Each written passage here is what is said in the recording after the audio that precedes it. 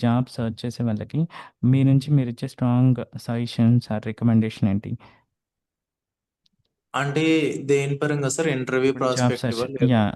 Like job job ఇప్పుడు మన searching అంటే? కోర్స్‌లో జాయిన్ అయిన వాళ్ళకి కొత్త వాళ్ళకి వాళ్ళు సక్సెస్ హ్మ్. అవ్వాలి అంటే సో, మీ నుంచి ఇచ్చే స్ట్రాంగ్ సజెషన్. అదే సార్, నేనైతే కంపల్సరీ అసైన్మెంట్స్ నాలా కాకుండా డైలీ అప్ టు డేట్ ఉండమని చెప్తాను. అసైన్మెంట్స్ అనేవి డైలీ బేసిస్ లో ఏ రోజుకి ఆ రోజు కంప్లీట్ చేస్తూ వన్స్ క్రాస్ చెక్ చేసుకుంటూ వెళ్తే సరిపోతుంది.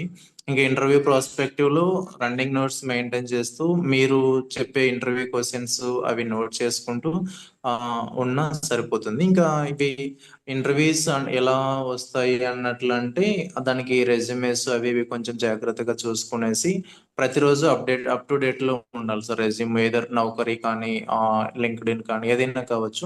నా మామూలుగా మనం ప్రతిరోజు రెజ్యూమేని అప్డేట్ చేస్తూ ఉంటే మనది టాప్ లిస్ట్ లో ఉంటుంది. వాళ్ళు ప్రయారిటీ ఇస్తారు సార్, దాన్ని బేస్ చేసుకొని అంతే ఇంకా. యాహ్! ట్రూ. ట్రూ.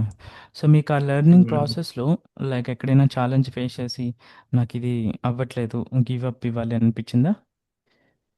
నాకైతే ఎక్కడ లేదు సార్, 100% ఎక్కడ లేదు. వన్స్ హ్మ్. నాకేంటంటే మీరు అది మీ దగ్గర నుంచే వచ్చింది సార్ కాన్ఫిడెంట్. నాకు త్రూ అసైన్మెంట్స్ కాదు ఏం కాదు, కానీ హ్మ్. మీ దగ్గర నుంచి మీ వే ఆఫ్ లెర్నింగ్ అనేది అక్కడ నుంచి అంటే నాకు అక్కడ ఏంటంటే మీరు చేస్తున్నప్పుడు అవుట్పుట్ అనేది కళ్ళకు కట్టినట్లు కనిపిస్తుంది సార్.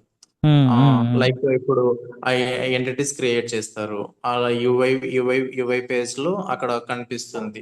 లైక్ ఈ స్టార్టింగ్ కావచ్చు, ఇలా వ్యూస్ కావచ్చు, ఎవ్రీథింగ్ అనేది మీరు చూపిస్తున్నారు ప్రాక్టికల్ గా. అక్కడ కొంచెం స్టార్టింగ్ లోనే కాన్ఫిడెంట్ వచ్చింది సార్ నాకు. ఎవ్రీథింగ్ అది మీకు చెప్పాను కదా, ఇప్పుడు క్యాన్వాస్ లో